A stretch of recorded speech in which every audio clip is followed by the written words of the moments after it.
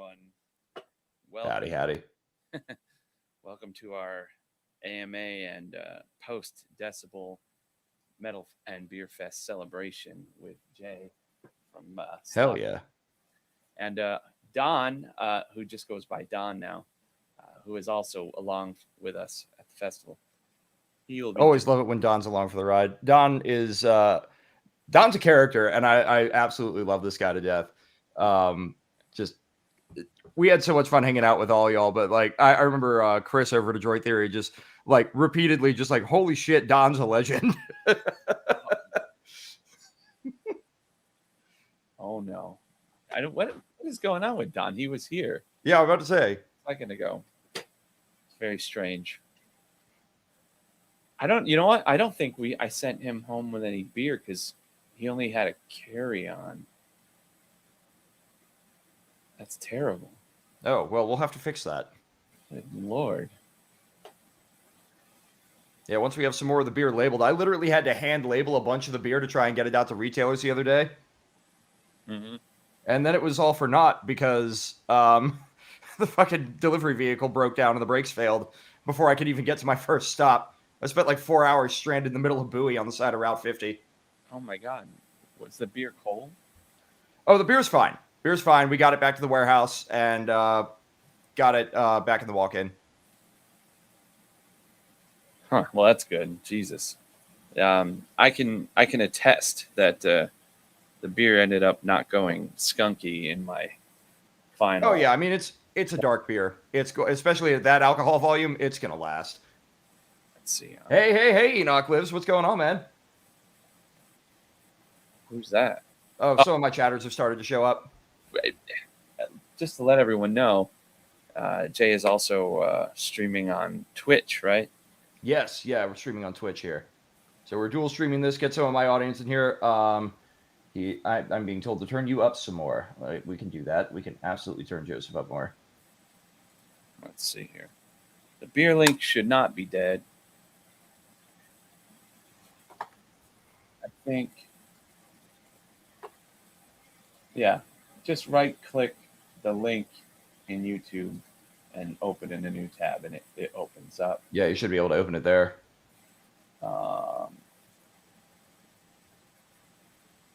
Oh, I see what they're saying. Someone changed the Adroit theory. The beer page, Jay. We need to fix that. Someone changed the beer page. Yeah. So, like, when you go onto the Witherfall link tree, Uh-oh. it goes to a 404 page not found. That's not good. That is not good. Let me take a look at that. I mean, I don't have access to the web store to set that kind of thing up. Yeah. But so it's not something that I think I can instantly fix. I think Mark's on vacation right now, but I'll ping him and send him a text. Let me take a look at this. What I'm going to do is I'm going to find a new page that has the beer and replace the link. What is this? Yeah, you can't change links when you're in the middle of a promotion. Though it makes me wonder if there was an error or something happened. No, That's weird. The only cans I see on there are like 3 pre-orders. I wonder if when he put the pre-orders up, something happened. Because we had a bunch of beers up there. Oh, you saying that? So he just launched 3 new pre-order beers. I wonder if when he did that, some of the other stuff either got taken down or something happened with it. I'll send him a text and see what he says. I have no idea. He's not exactly great at responding to text, but I'll see if he says anything. Let me see if I can find a live link that I can replace it with, though, for now.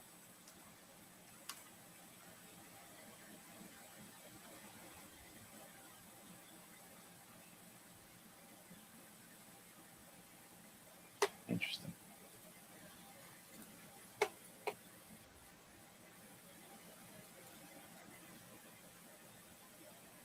Would it be in the store? It would probably be under beer releases and then cans. That only yeah, it should be in the store. It shows those 3. Bernard Cairns, come visit the Philippines. I want to go to the Philippines for sure. there's a full beers list, but then when you search for the Witherfall one, it doesn't show up. Let me see. Maybe it's under shadows. Yeah, I sent Mark a text, so we'll see what happens. It's so funny. So there's immediately some drama today. Well, fuck it, Don. Of course, that's when you chime in. Yes. What the fuck are you drinking? I'm only drinking Gatorade till September. Oh. boo. You know what I'm drinking tonight? Shadows Black IPA from fucking Witherfall and Adroit Theory. That's what I'm drinking tonight. Dude, this is beautiful fucking beer.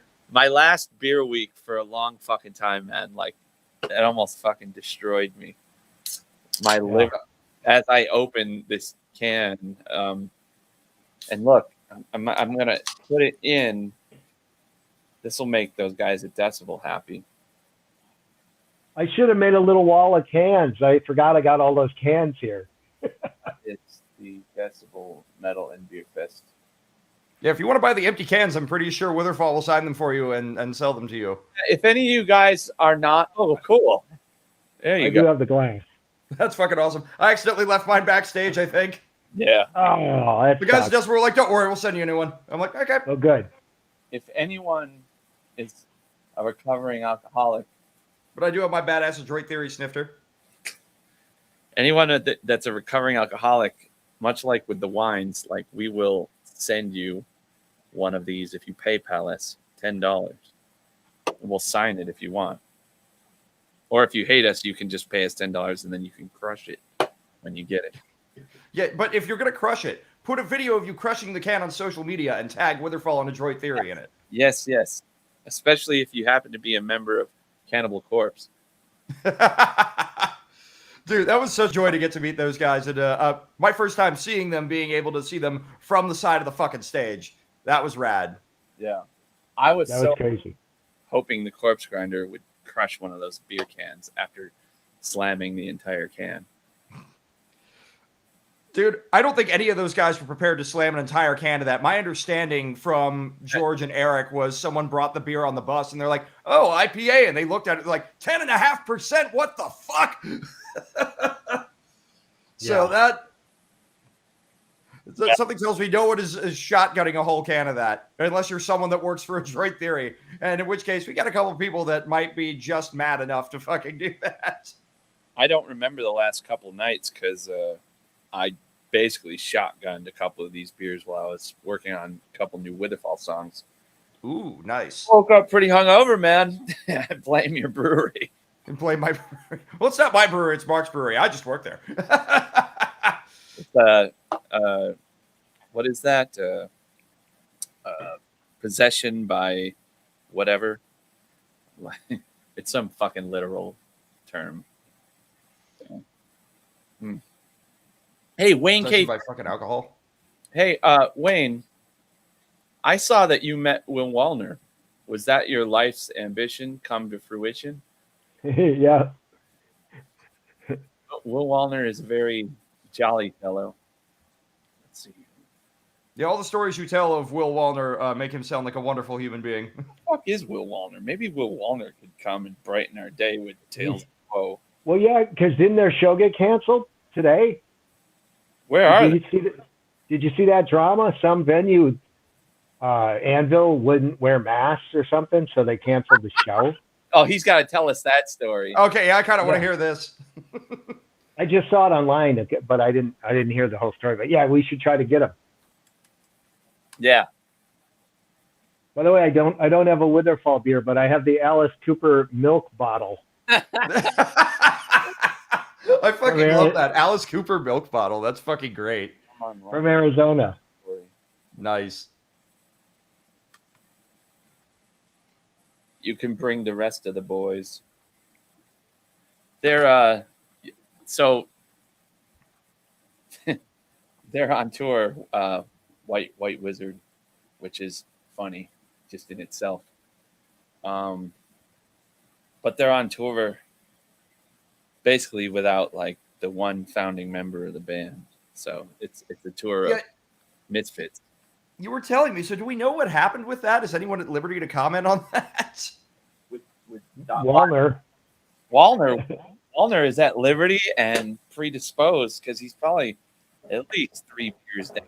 It's 9 p.m. over there, right? Honestly, I wish I had time to go learn a bunch of their songs and just go fly out and join them. But with me about ready to go to Europe in like a week and a half or 2 weeks, like I've got so much work to do out here. Let's get that motherfucker. Actually, you know what? I'm going to call him first.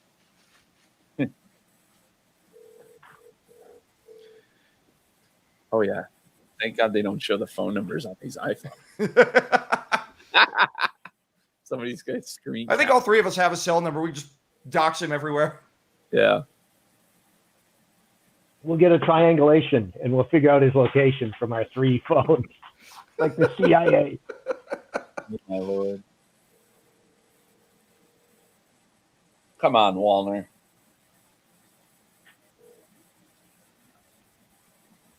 What are you eating? Oh. Uh, Call us back. Call us back. Good Lord. These live streams are funny. You can do whatever. Oh, yeah. Oh, they can be. Enoch, no, we're not talking about Devil Within You. We are talking about Shadow's Black IPA. Devil Within You is a fucking monster of an IPA as well. That was a West Coast style that we did. That was, I think, like 11.5%. goodness. The Fest, did you have that one? No, we did not. We haven't done that beer in several months, but we had a bunch of cans that got like messed up on the line because that shit happens. And so they were just like, well, we can't sell these, so anyone can take them. So I took like a whole case over to my buddy's house, and that's Enoch. He lives like right behind me. Used to play in cab ride home with me. But I just brought him a whole fucking case of this like 11.5% beer, and he's still going through it. That I'm not even going to repeat, but John knows that story all too well. 10.5? Okay, I thought it was 11.5, but 10.5 regardless is a monster. You had 2 last night? Jesus Christ, dude. I'll still never forget that time that you went through at least a 4-pack of Absolute Zero, which is a quadruple West Coast IPA that we do. It's like 12 and a half. We actually had that at Van Malfest with us. But yeah, homeboy Enoch over here fucking drank at least a 4-pack of that on stream, falls asleep in my Discord chat on a live mic, and you can hear him snoring through the fucking microphone on a live stream to God knows how many people. We've had band members fall asleep on stage. What? I mean, they're no longer band members, but yeah, some people can't handle their alcohol. That reminds me of a story. I won't mention the name of the band because they are friends of mine, but they are a kind of a regional power metal band to the DC area, and their drummer, who also plays in another reasonably well-known power metal band. I'll tell you who it is off the mic too. Like, you might know one of the bands, but the drum. What is that going to do us? Yeah, I mean, do you want me to tell you the name of the band? Fuck it. Yeah. Okay, so the band was, and actually Enoch probably knows this story. The band in question was Division, and their drummer had just joined them and also plays for Twisted Tower Dire. And they were playing at like a tattoo shop that had like a whole green room for bands and a stage and everything. I can't remember what the place was called. I remember the owner was kind of a dick. I played there a couple times, but the drummer, I guess, got so fucked up that by the time they went to play, they tried to carry him on stage, and he couldn't even hold a drumstick, so they had to cancel their set. That's not good. And No. I don't know either of those bands. I wasn't sure if you would know Twisted Tower Dire or not. Some people know them. Not a whole lot of people know Division, but Yeah. they had their heyday back in like the late 90s. Like, what kind of power metal are we talking here? Oh, you didn't hear that, Enoch? Like, you and I haven't known the guys in Division for years. I'm sure anyone in that band would probably tell you that story. Hell, the guys in Grethor, one of my bands, were the ones that told me that fucking story. Because I think our bass player was at that show when that fucking happened. Killer, to answer your question, yes. Joseph, who you see up in the top left there, is a member of Witherfall. Don Adams down here is the camera guy who came with us on the whole crazy adventure that was Decibel Fest and all the promo for the Shadow's Black IPA. So yeah, wonderful folks, and we're having them to talk about some of the crazy times that we had, and all the other crazy shit that goes on. So yes, and the music you're hearing in the background, if you can hear it at all, is Witherfall's music. I was given permission to play that, so enjoy it. It's fucking awesome. I love it, and hopefully you guys love it too. Joseph is their singer, and absolutely monster singer at that. And he's incidentally wearing a shirt from his other band, Sanctuary. Yeah, it's also fucking cool. It's laundry day. Oh yeah, dude, it's why I don't have my my Shadow shirt. It's still in the fucking laundry. And I'm sitting here just like, man, I'm sitting here like drinking this beer. I'm just like, I was just at work working on a Long Island iced tea recipe now that we just released a gin. So I've already had some in me today. We need some fan feedback. Which layout's better, this one or this one? I like the first one a little better, at least from the way it's looking on broadcast over here. But whatever your guys want, you've got the bigger stream. Oh, I don't care. The other one would be good for a power trio, for like Rush or Cream. Yeah, like if you were a power trio, this would be the layout. It'd be good if like we were doing like actual like an acoustic show, like just like two guitars and a vocal. Yes. Or depositions. Oh, here comes the dog. Here comes the doggy. Puppy! We'll immediately get more views because dog. Should I get my dogs in here? You can never go wrong. I could get my dogs in here. Nilo will at least come in here and just not leave the whole time. Let's see here. Oh, God, Enoch, you're drinking cannibalism. So he's just moved on to a 14% stout. Wayne K. Herman says, congratulations on the beer. We're very proud of it. And then, thank you, Wayne. Actually, that Adroit Theory makes some really good beers. The Mexican style lager is really good, and the ESB is also really good. If you want more chill Don Adams type beer. That ESB is a monster. Actually, I was unable to get roadside assistance or anything yesterday, and so by the time I was able to get the car to a shop when I needed to lift back home, the only person who would come help me was my poor father, who lived like an hour and a half away. So he got me and all the beer back to Adroit Theory, and I'm like, you can have a case of whatever the hell you want. Like, here you go. Wow. Bar manager Grant was like, yep, you have whatever you want, and the ESB was the first thing he asked for. And I made sure he got some of the Shadows as well. I'm going to be seeing him tomorrow for Father's Day, and we will be drinking some of that for sure. I mean, that's a really good balanced beer. Let's see here. There's random unknown Facebook users. Oh, I see that. People that call me Joe, I usually don't speak to very often. I'm wondering who that is. That could be either one of three people. So I don't know. Reveal yourself, good sir or madam. You killed a 4-pack of the Mexican lager. Oh God, Buttspot Y. I've got a chat bot that just turns random people's phrases and it just puts butt in somewhere, and it literally just says, "I just killed a 4-butt of that Mexibutt lager." Wait, what? Who are these people? Look at Don Bernard says, "Come and visit the Philippines." And then, what's Pulp SummerSlam, man? I would also like to know what Pulp SummerSlam is. That sounds awesome. In the Philippines? Yeah, it sounds like a metal festival in the Philippines. Sounds like a good time. I'd be willing to bet that Don get a really nice hotel. Killer, no worries. Thank you for stopping into the stream, dude. You have a great rest of your night. You know, Jay, you sound like a game show host sometimes. He does. It's my radio voice. My father was in the Philippines during World War II. Holy shit! That was the last time an Adams was over there, I think.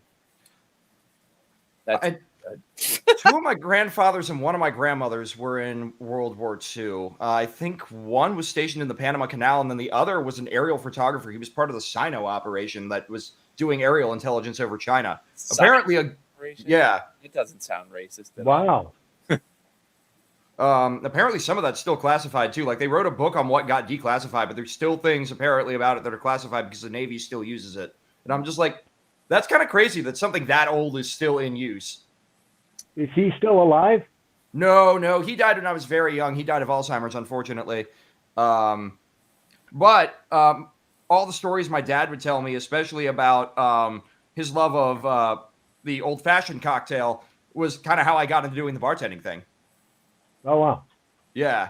So I guess my dad used to get dragged along to some of his business meetings, and he had this one particular client that would always drink old fashions with him. And my dad was always telling me, he's like, I always remember that my father used to drink old fashions with this one particular client, and that was the first drink I ever learned how to make. And it's actually still one of my favorite things to do crazy riffs on and stuff like that. Well, Jay, apparently, this random Facebook user is Maisie. And yes, I do know a Maisie.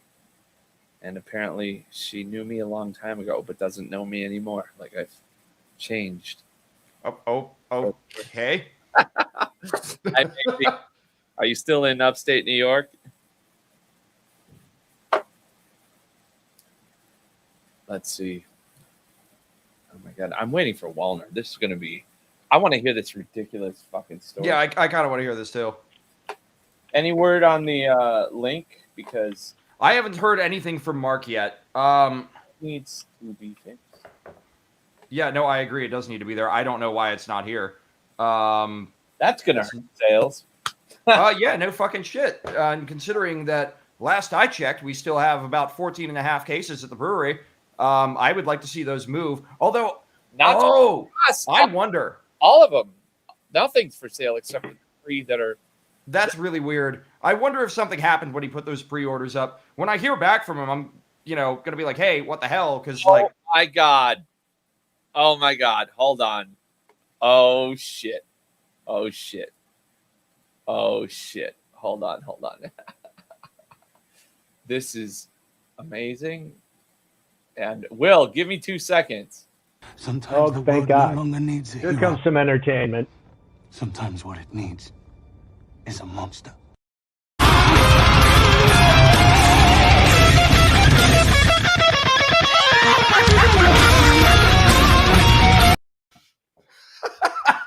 what the fuck was that?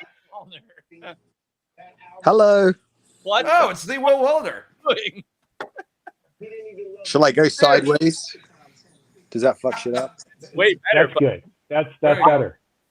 Sorry, I'm in bed right now. How are you guys? What have you been doing? Like, it looks like you've been, like, removing patches of your chest hair with wax. He's recreating that scene from the 40-Year-Old Virgin. Yeah. No, I just took a shower. That doesn't explain everything that I just inquired about. I mean, this is just my natural, how my hair grows naturally on my chest. Oh my God. So I've been regaling Jay with tales of White Wizard for the past week. What we've been doing this beer, and which we're drinking right now. Congrats, dudes. No, I got to give you a couple cans of this shit. All right, like I want you to try it. It's like a Wookiee Jack, Will. Fucking A, man. When I'm next in Vegas, man, I'll get some for sure. No, we're going to the whiskey if this tour continues. Yeah. Oh, it will. We'll bring you guys some of this beer. Oh, do it. What the fuck is going on over there? Nothing, man. We're on tour with Anvil. We're having a great time. White Wizard's back. We've got like an amazing new lineup. And we're just making all the shows and haven't missed one yet. And there's no drama to report, dude. I mean, you sound amazing. That I like to hear. I saw a bunch of the videos. I mean, there's something different about the shows, but that's. Shall I introduce you to the band? We're all here. We're all in bed together. Oh shit! Yeah. There we go. That's Mikey. What's up? How's it going, man? Mikey. You guys right now, man. There you go. Fuck yeah. Devin somewhere in the background. Hell yeah. And I'm on the floor on the inflatable mattress. What happened to the show? Don said something happened. Yeah, it's kind of fucked. Basically, this venue was like really woke, and they wanted the audience to wear masks and shit. What? And they wanted us to wear masks too. And then Anvil were just kind of like, they weren't really into it. And then the promoter was just like, well, fine, then you're cancelled. And then we were going to try and do it, but then they just said they just wanted to cancel. And it was a weird vibe too. Like, from what we read online, the venue's really weird. They're like super woke. Right after we were at the show, it was going to be something like a queer DJ party booked right after us. So it's just like, you know, it's not our scene, man. You know. Wait a minute. Yeah. I mean, then you got to make money somehow. So, you know. Where are the thing is they're still going to pay us because they literally said, they just said this tour does not align with our values. We'll just pay your cancellation fee, but we're not going to put on your show. And that was that. Hold on. Where are you? Where are we? Where is this place? We're in North Carolina, Durham. It's woke in North Carolina. Right. Really bad. This city, I'm telling you, dude, I'll show you the text because I was begging with the promoter, like, just let White Wizard play, we'll play longer. And she's just like, no, if I'd known that the tour just didn't align with our values, we would have never have booked it, so we can't allow you to play. They booked it. And the thing is, we The actually tour went to- doesn't align with their values? dude, It's honestly, Anvil. it's ridiculous. Are they And we against went to the venue, and it's like the only place in the whole city that makes you wear a mask as soon as you go in. No, like we went to a restaurant next door, no masks. No other show on this tour has even talked about masks. These guys, they didn't just want a mask. You had to have a negative test done within the last week for COVID, regardless of if you're fucking vaxxed. Wow.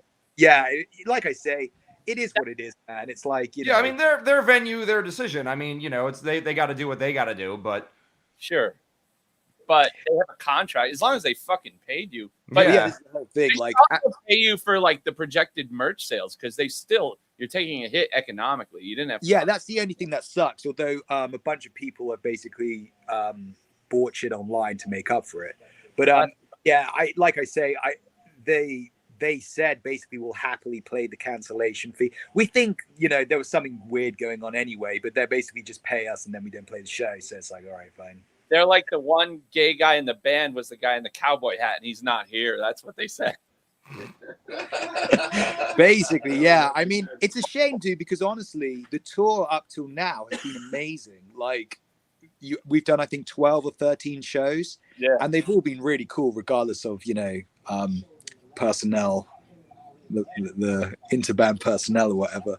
But yeah, no, it's been cool, man. How is Mikey gonna sing with a mask on? How the fuck is that gonna work? Well, no, this is what they literally said. They said you don't have to wear a mask while you're performing, but at all other times. And they had a huge sign that said something like, if you don't wear a mask, we'll stop the show, like above the stage. And then the Anvil kind of tour manager, Merch Girl, said that apparently they had done the same thing to Dave Chappelle when he tried to play there recently. Like, they just wouldn't let him play. That's like, you don't have to wear a condom when it's in my ass, but every other time.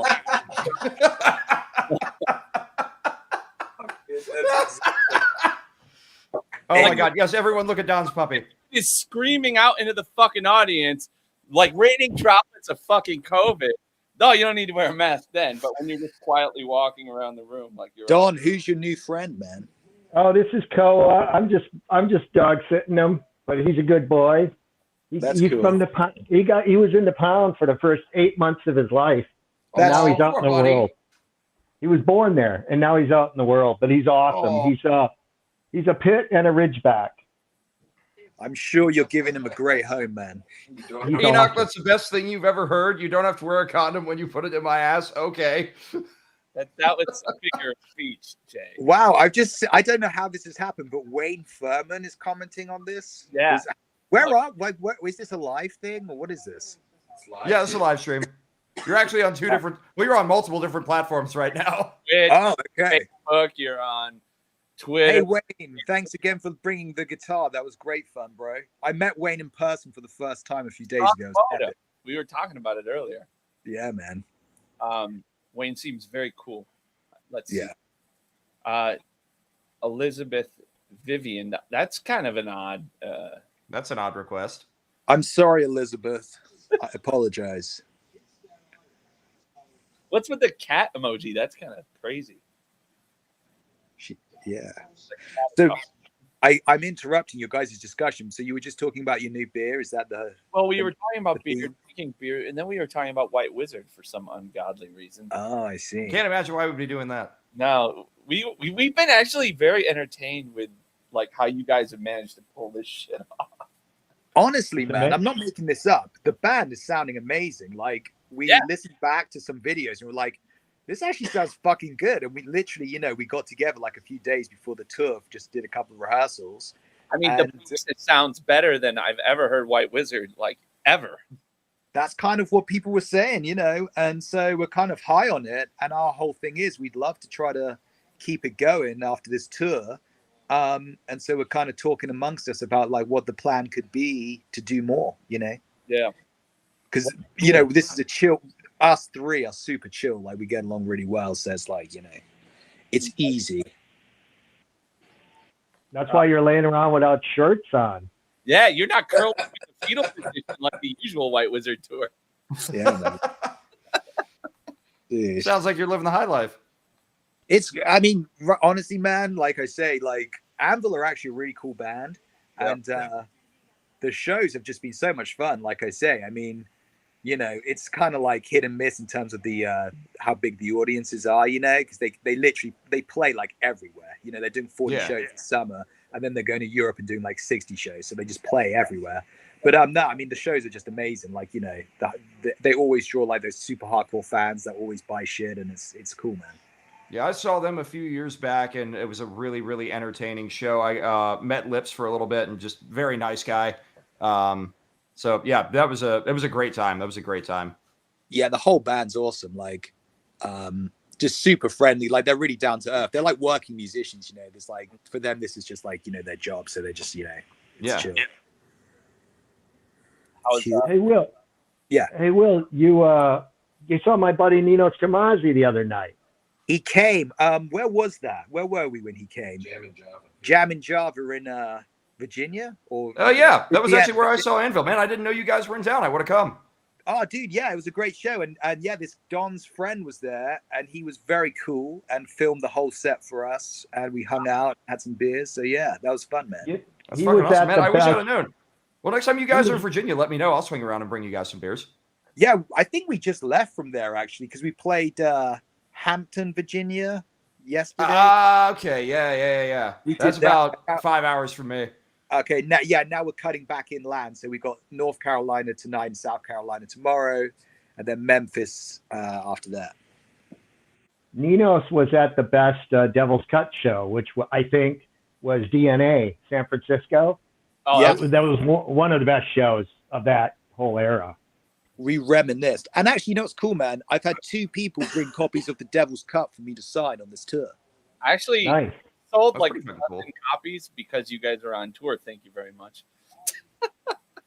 I'm not sure if I should say this, but what we're lacking is the music, right? Like we don't have CDs to sell at the show. So I went on Earache fucking web store, and they're selling Flying Tigers for $6 each. So I just bought like a box of 10. Good. Yeah, and they're selling the Japanese edition of Devil's Cut. So I bought some of those as well, and we're just trying to sell them for like double the price. That's the wholesale cost, like from a label. Like that's crazy. Yeah, that's wow. Hey, we got from Colombia saying hello. Selling. Yeah. No, man, I like I said, I watched a few shows and you guys sound really good. And whatever. Some people don't like the music, Jake Dryer. But I never disliked. Some of the lyrics are stupid, but like you guys sound great now that all the fucking drama is not tagging along. Yeah, man, it's like over the top high speed GTO. Those are fun songs to play, and it's like our whole thing now is trying to write new music, try to get. Oh shit! What did Don have here? Here we are. Show Will Wallner. He's got the mustache going on there. There it is, man. That was cut. Where are you? He looks like a 19-year-old Polish woman in that photo. Keep moving to the left. I'm right on the edge, but yeah. Oh, I'll find you here. It's funny, like you're way over in this corner. There he is, yeah. People tell me I look younger now than I did then, like 10 years ago. You dropped like 25 pounds. That you look like you're in status quo or something in this picture. That's it, man. Oh my god. Oh, this is a purple. Oh, that's the good one. Cool. So that better not be Mikey coughing. That's not going to be good for the fucking tour. That's Devin. That's Devin, man. Okay. Well, drummers. Yeah. So you guys are going to write?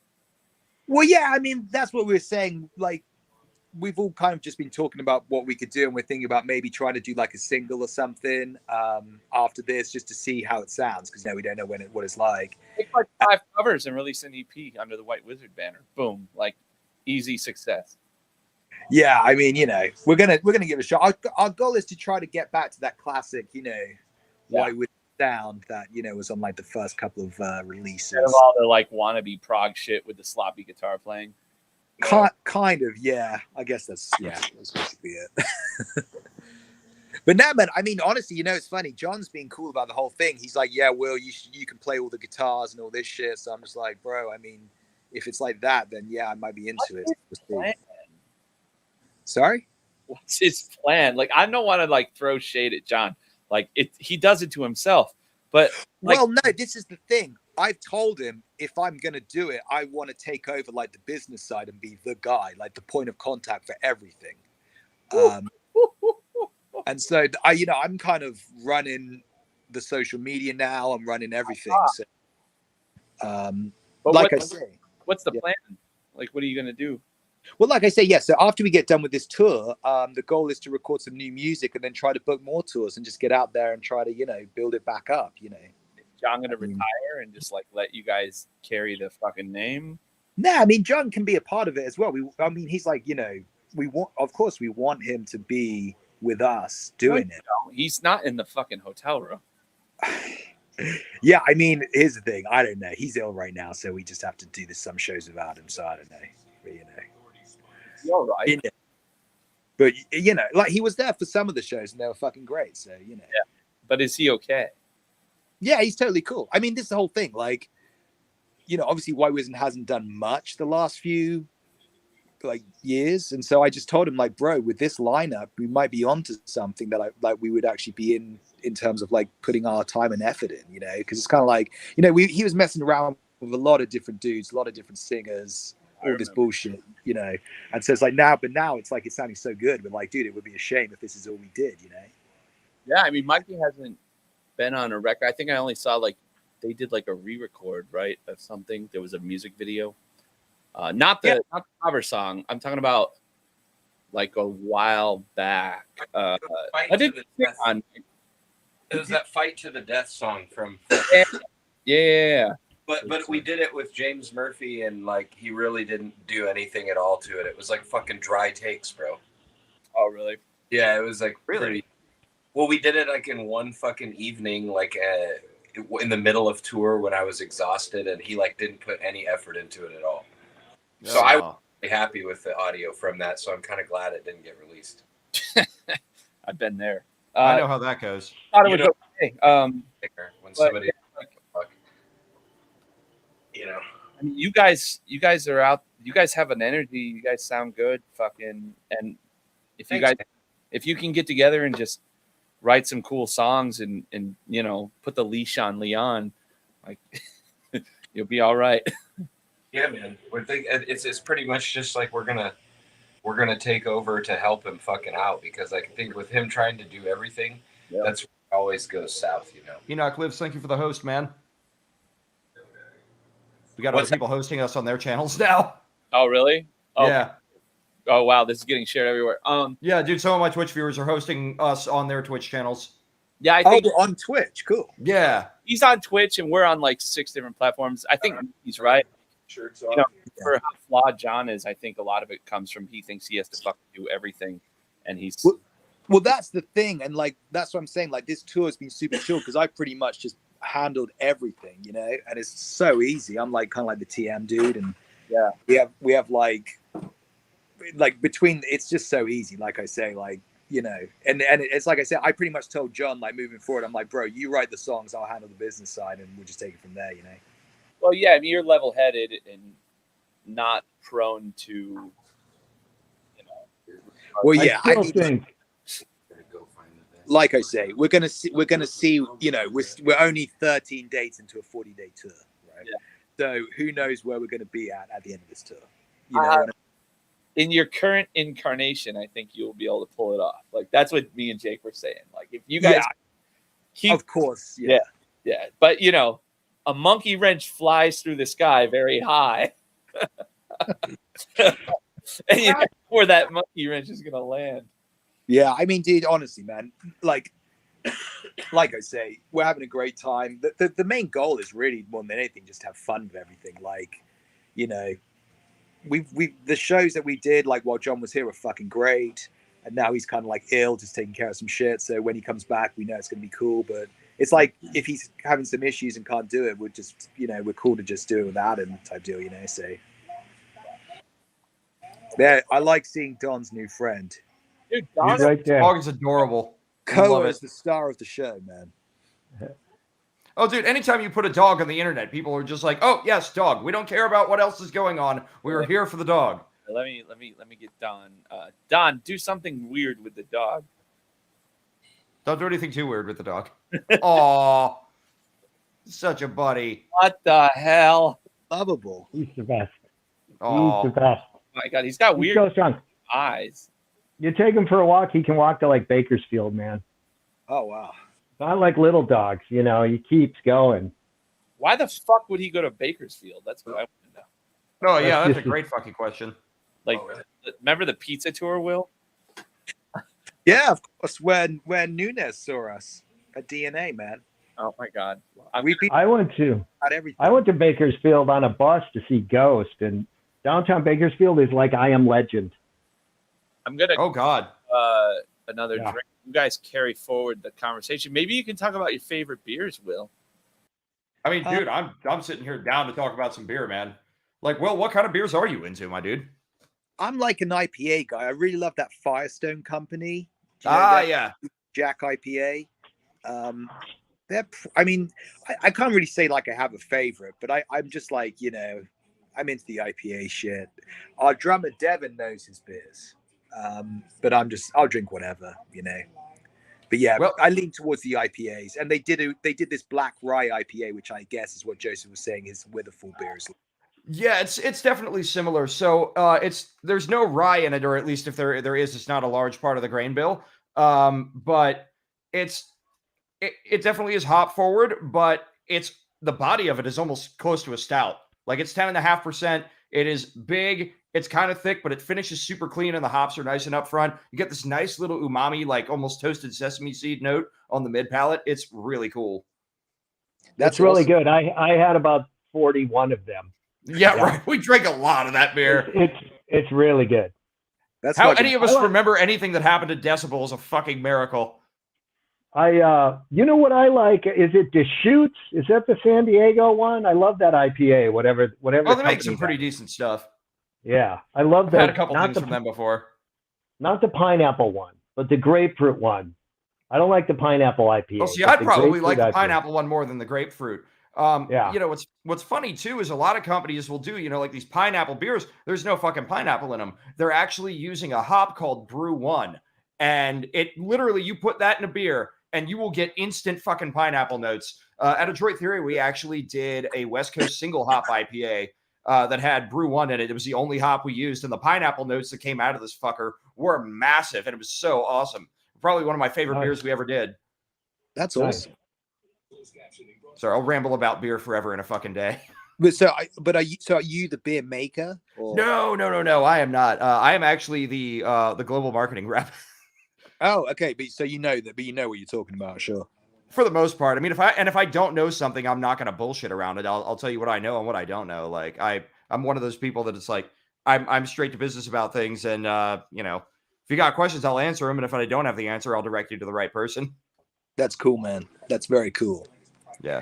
I was the one that actually linked up with Joseph at Decibel and got the beer collab happening for this. And it was awesome because him and I got to sit around and try some of our beers and just kind of talk about stuff. We kept in touch, and, you know, we got the ball rolling on things, and he's very aggressive with his marketing, which I love. I actually picked up a few things from him just working with him, which was pretty cool.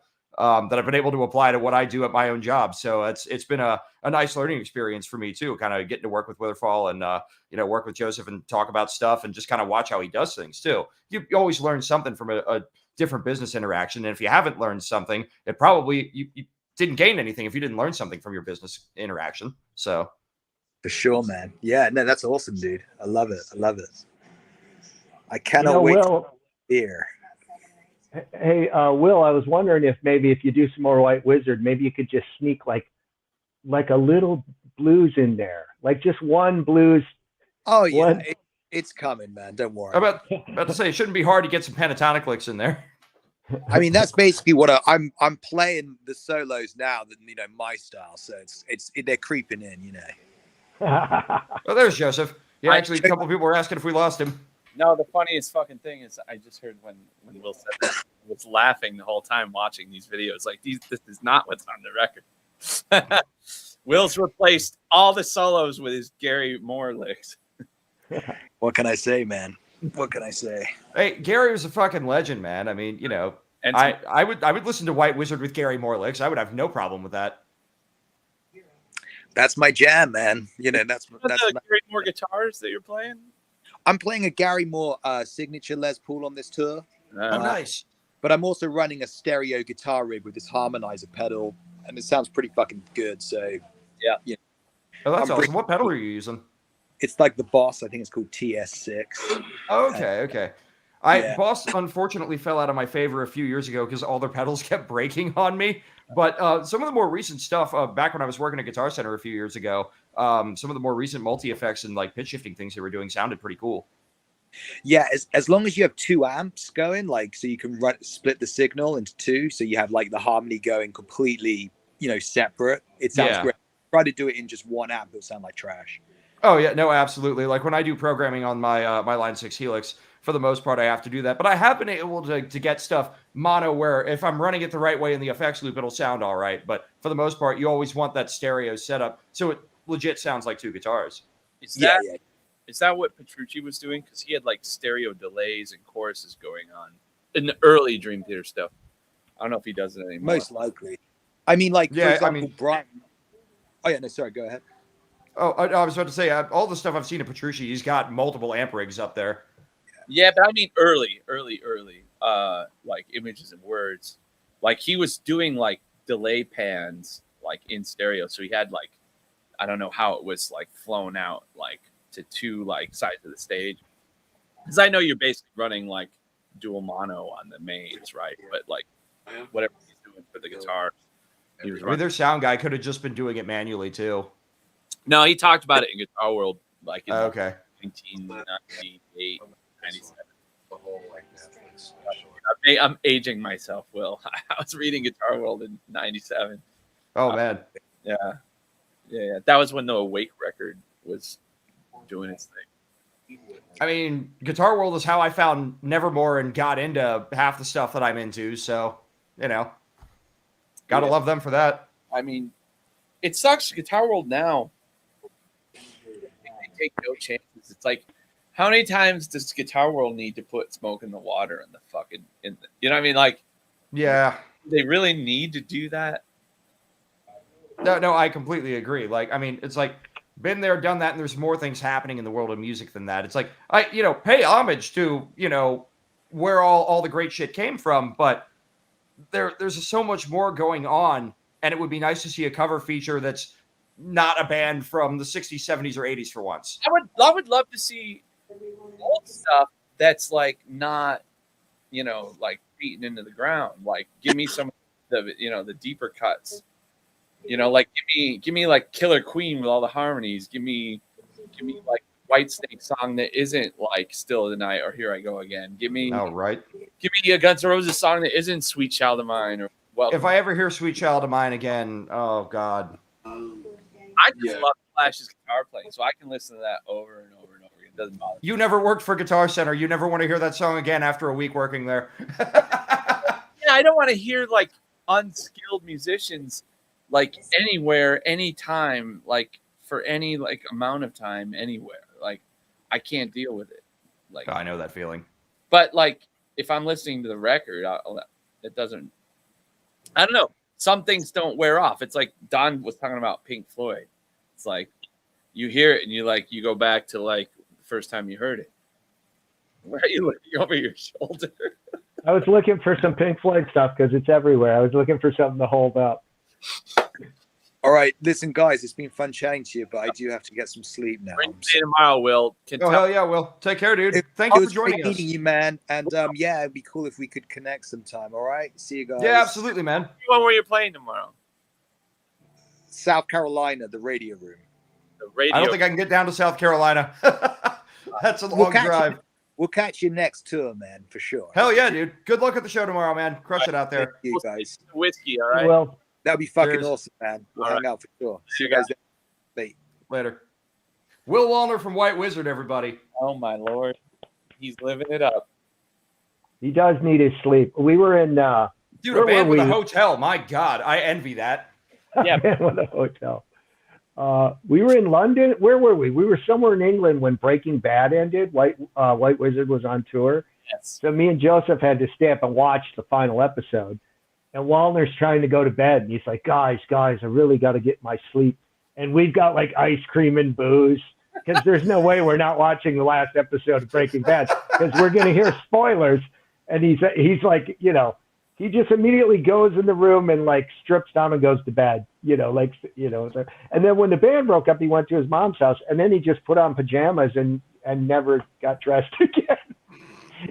He would just get up at like 3 in the afternoon, you know, because he was back home with his mom. Why the fuck not, dude? That actually kind of reminds me of way back. I was like 19, 20. I was playing in this like prog metal band, and we got booked to play a Halloween show. It was the same one that the improv grindcore thing happened at. I had to do double duty that night. But our keyboard, everyone was like, "Oh, someone should wear a costume or whatever." The keyboard player was like, "Wear a costume, huh? So I don't have to wear metal clothes? Great!" And he just showed up in his fucking pajamas and played keyboards on stage. That's hilarious. Wow. Yeah. Well, I don't even want to get into keyboard players. That's for another time.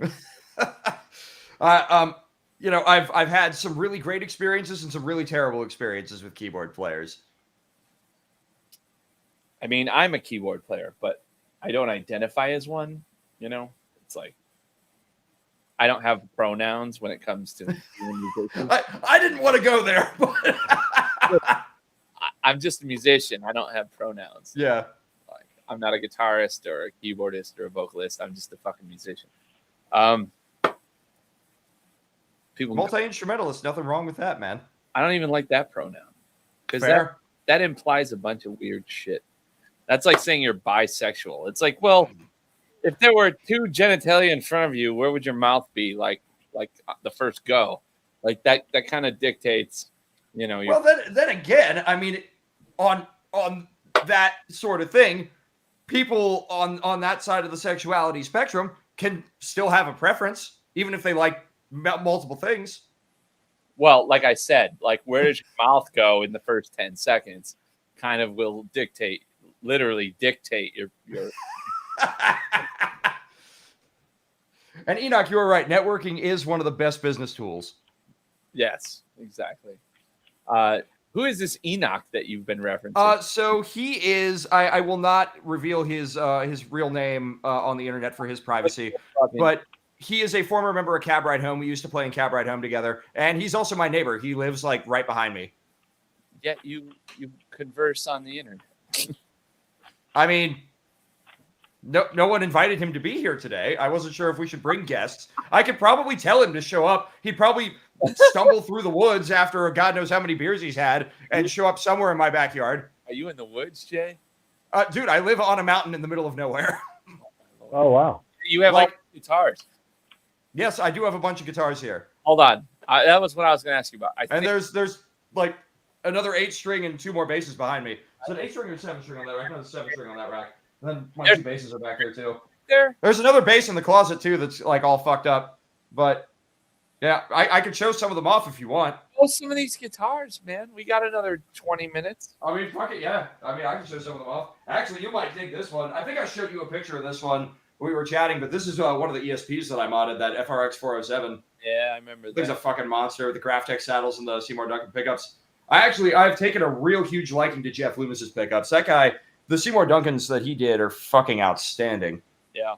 I was really impressed with those. I actually have one of his guitars too back here. One of his old Schecters. I would love to get Jeff on one of these. I would love to hear Jeff and Dreyer do a fucking back and forth. On guitar or talking, because one of them might be disappointing. Well, no, on guitar for sure. I mean, based on what you've told me about Dreyer, he's not much of a talker unless you want to talk to him about cigars and wine. Yep. Or music theory, which I'm the only one I know that can like sit there and actually talk to him about. Or he'll talk about. I know a bit of theory, and I would probably love to sit there and just listen to him talk about theory. I feel like I'd learn a lot from that. No, well, you should talk to me because I can do it in a reasonable way. Don, what were you? Jake will talk about The Shining. That's the other thing he'll talk about. The Shining. He loves. There are worse things to talk about than The Shining. For sure. Enoch says, I can come over if you want. Oh my God. How fucking far away is this Enoch? He literally is 2 minutes behind me. That's hilarious. Wow. Yeah. He literally lives 2 minutes behind me. You in Virginia? Yeah. Okay. Hey, have you been to Monticello? I have not. Never been there. I've never been to Mount Vernon either. Man, like I was driving by it to get to you guys, and I was like, I'll be late. Fuck those guys. I got to see this shit. And then my better angels intervened.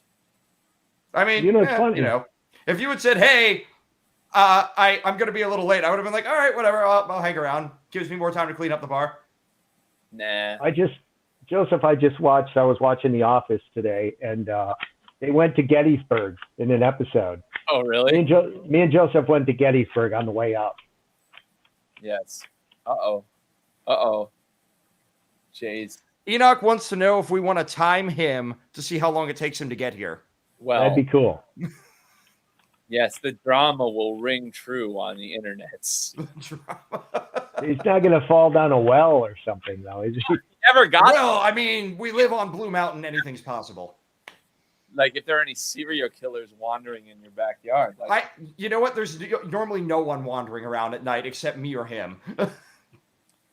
And I love your little Witherfall hat there, sir. Oh, yeah. No, I wonder where I got that. Hey, I don't even have one of those. What the hell's going on? Why don't you have one of these? I got to send you I one. didn't. I the way you're wearing that, they, it looks like you photoshopped it onto your head. Oh. I didn't even know they existed. Hey, check out this wallet I got from a Kickstarter. It's like a space age. I put Ghost on it, but oh, nice. It's tiny. Enoch says, "Start the clock." I guess he's coming to my house. Oh, Lord. This is going to get interesting.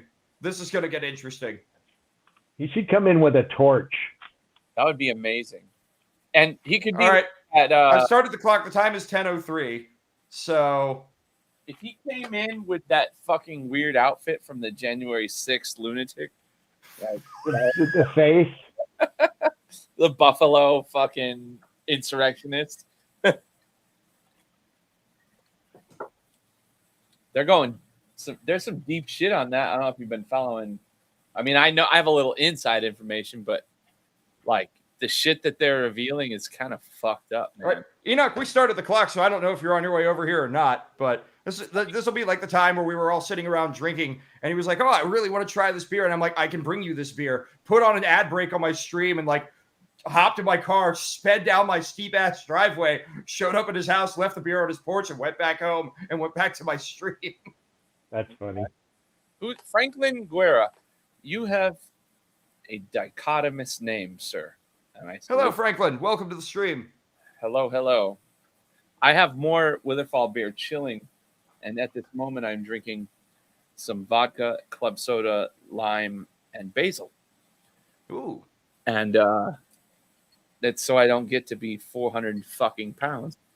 So next time you want to go out to Jersey, or you're just on the East Coast and can get to Jersey easily, I need to take you somewhere. There's this brewery called Icarus Brewing that we've done a couple collabs with, and they make this IPA called Bang Kitty, and it is New England style IPA with milk sugar, Thai basil, Thai chilies, lemongrass, and what the fuck else did they put in there?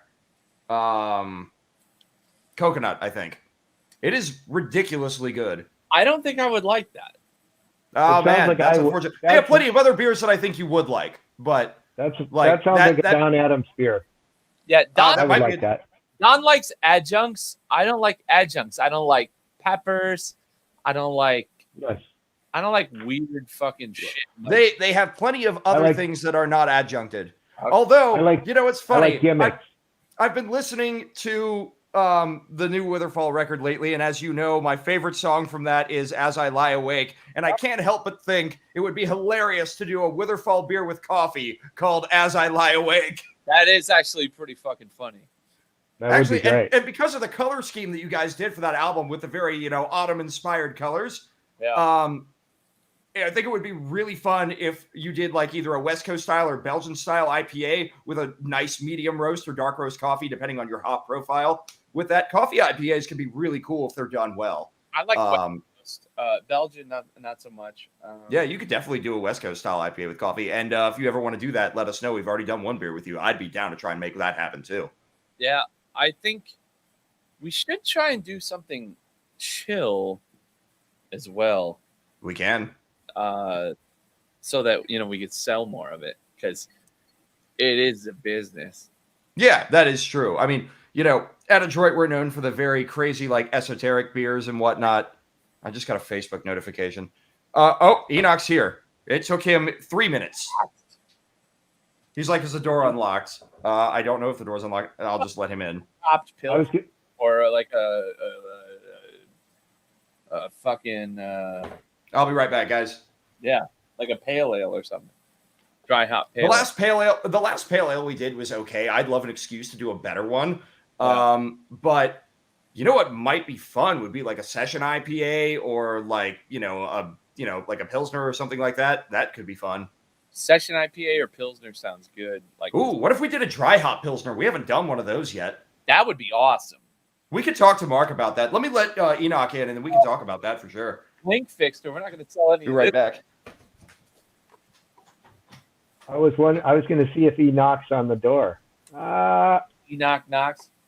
Dude, I can't believe we're doing this live stream and you can't even buy the beer right now. Yeah. Like it's just basically more of an ad for the White Wizard tour. What are you gonna do, man? Like, I only do whatever I can when I can until I slowly wither and die away. What is that? Oh, that's that thing, huh? Wait, is that Enoch?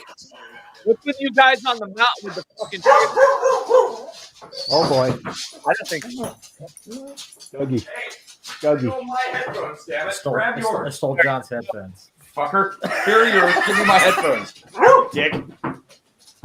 All right, I'll take these. Final. Hey. Final. Does everyone have a dog but me in this fucking stream? You gotta. You guys just got to hear me yell at my dogs in Finnish. We have them trained in Finnish. That's odd. Make sure they only listen to us. Hold on, let me fix this. That sounds like something done. And certain prog bands, certain prog metal bands. Certain prog metal bands. Like my dogs are here. Table D for. What was the clock rating? 3 minutes. 3 minutes. All right. Oh, you want to close the door? Not too shabby. Hi, puppies. All right, so now my dogs have joined us too, so it's gotten real tight in here. So what beer are you drinking right now? Cannibalism. Are you still drinking the Cannibalism? Dude, he literally showed up at my door with a glass from his house filled with beer.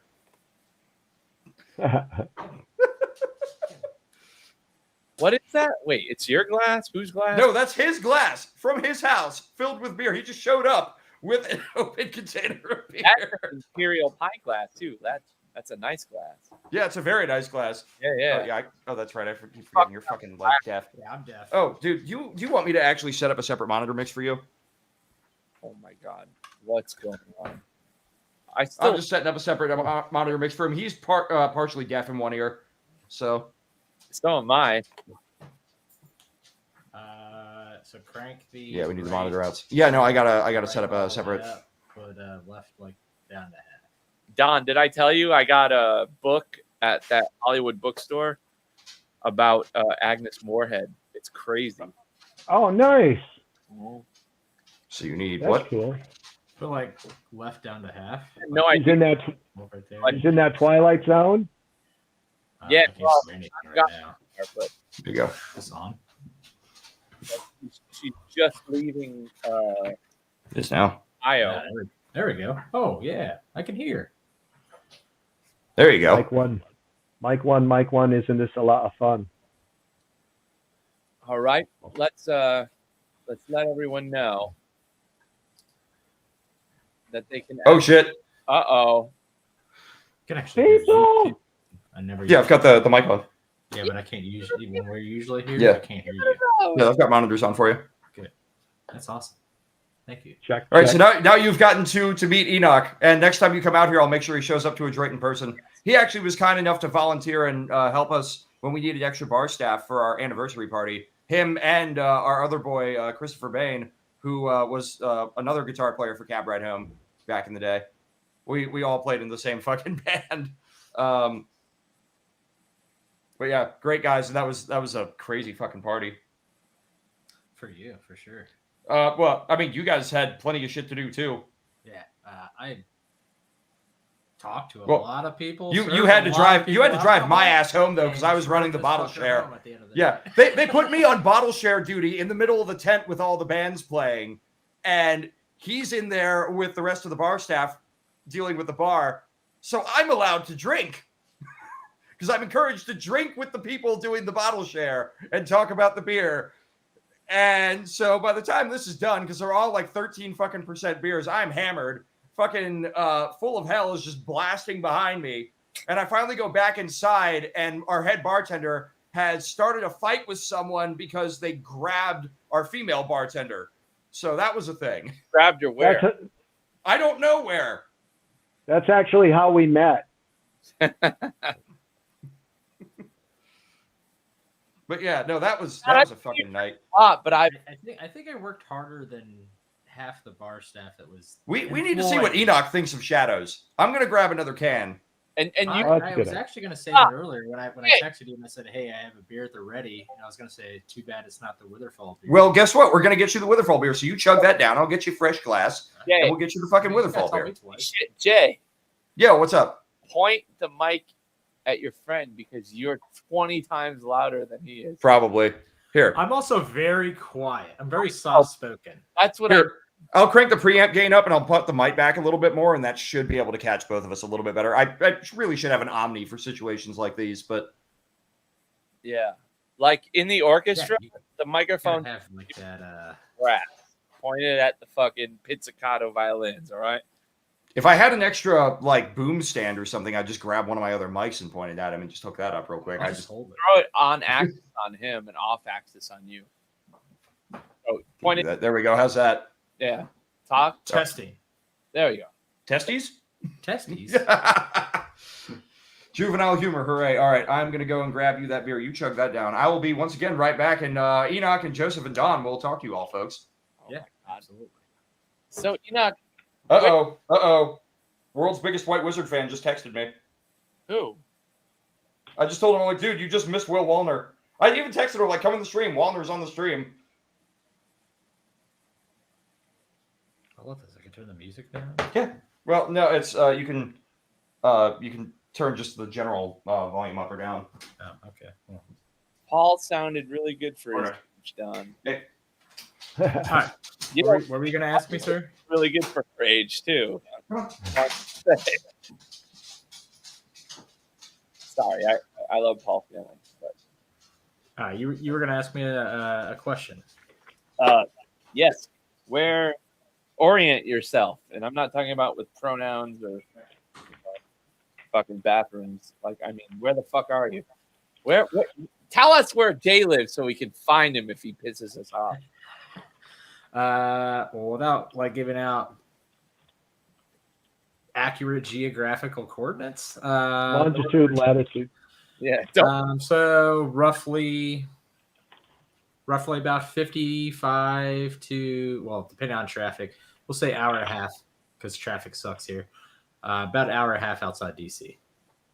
So West. from the brewery. Fuck DC. Get one fucking motorcycle crash, and all their bridges are backed up for 2 hours. And then my brakes fail. How far from the fucking brewery are you guys? What's that? How far from the brewery are you guys? About 45, 50 minutes. You motherfucker, you drive 45 minutes after drinking all that shit at the I brewery. mean, shit, dude. I have 45 minutes to get to Adroit Theory from where I live. That's what he's. That's what I just asked. Oh, for me? Oh no, yeah. Well, I live behind him. I literally live behind him.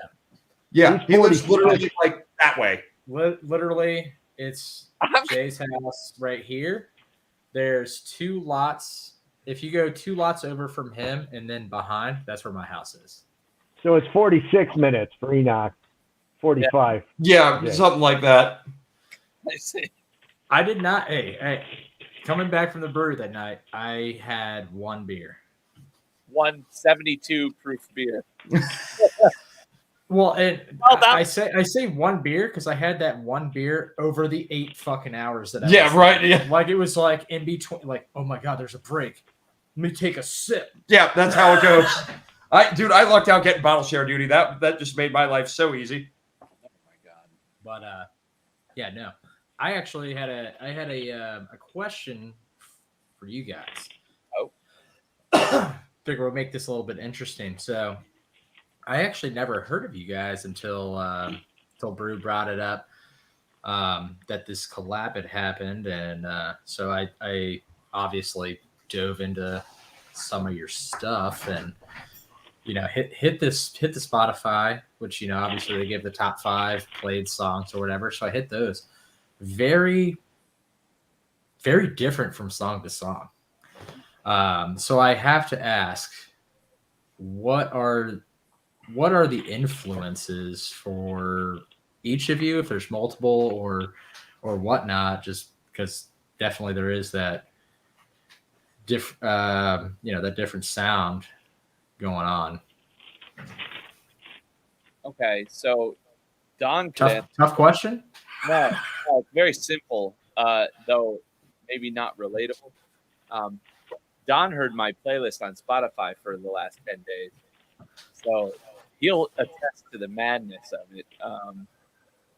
The thing is, I tried to hack mine's in a all little over the bit. place too, all over the place. But for actual influences that influence you to write music, no, I'd be curious to hear this too. that's the thing. So I write a bunch of different stuff depending on what I'm writing. So, but for Waterfall, we created this band so we could have an album that had no rules. Like we were just the guys in White Wizard, and that was Jake and I's band before, and that's how we met. And we hated not being in that band.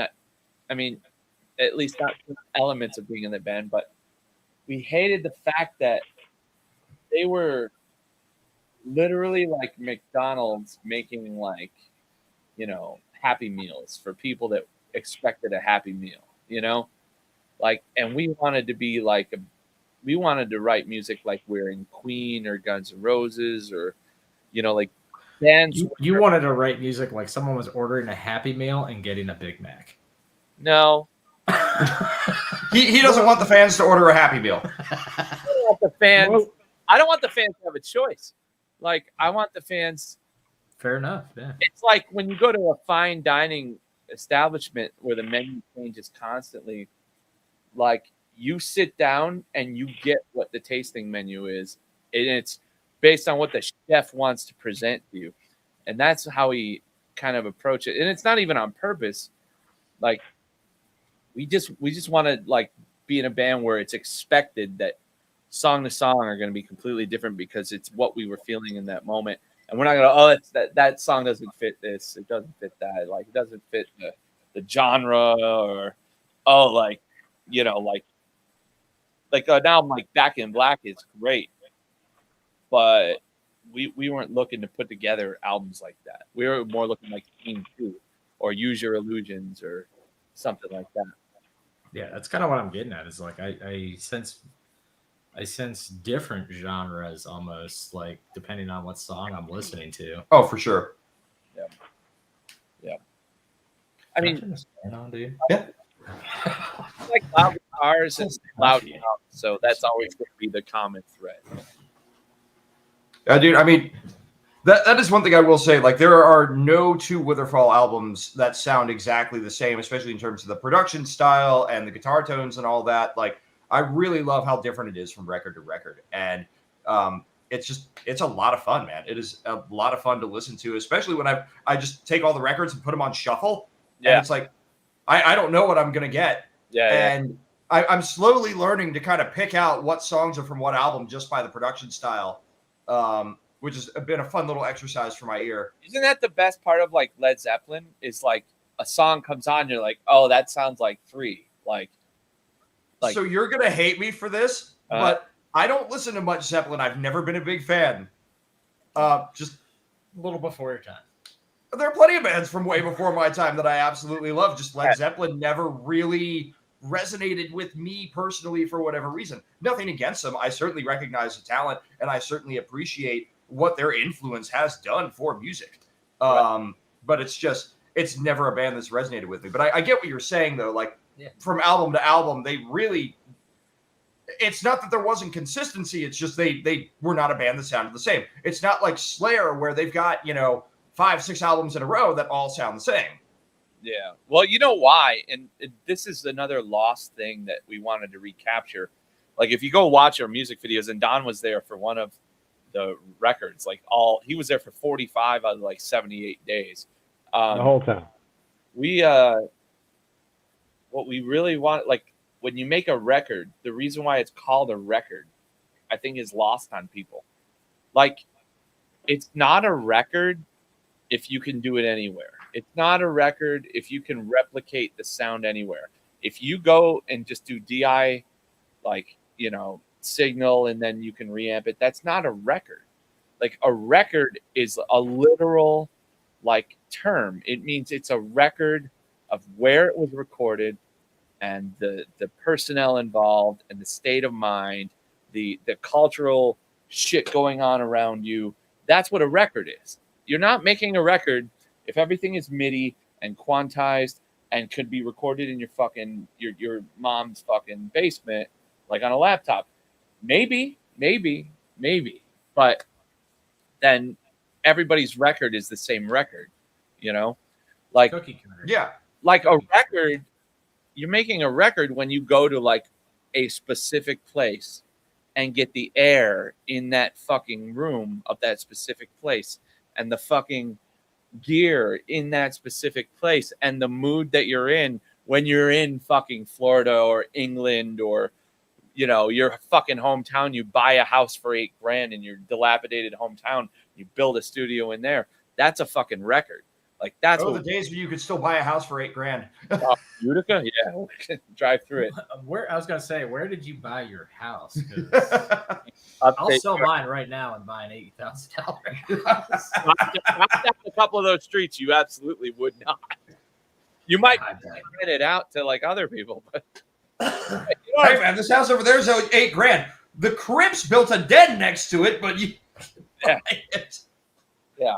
But I mean, dude, like, the lost art of making a record is what we were trying to recapture. So yeah, and it's like, as someone that does audio engineering and whatnot, I don't have a problem with, DI stuff. I mean, it's nice to have the option if the phasing isn't working or the tone is just not working with the direction you decided to take with the record, so you can redo it without having to re-record everything. But that's a problem for me.